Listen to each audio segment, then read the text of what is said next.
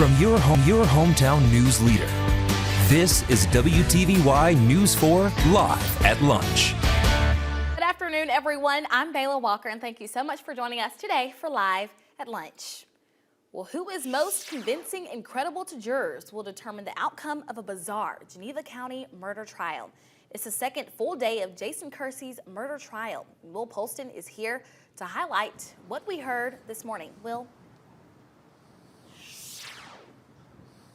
Yeah, Bayla, good afternoon. Good afternoon, everybody. Today, the defense pled their case, saying that due to Tony Dean's violent nature, Jason Kersey was in the right whenever it came to shooting him, or at least had some way of proving that he was going to be violent in this situation. Now, the woman involved in the love triangle was Penny Kersey. She took the stand today and testified.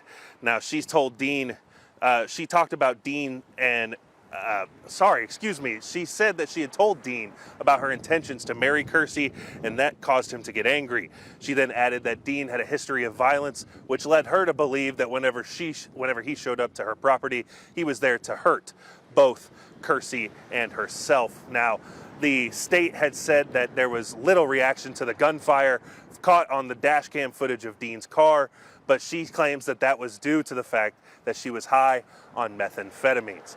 Now, the defense closed their case earlier today around 11 a.m., and now both sides are expected to give closing statements when they return from lunch before handing the case over to the jury. Live in Geneva, Will Polston for your hometown news leader. Will, thank you so much. We will check back in with you later on this afternoon.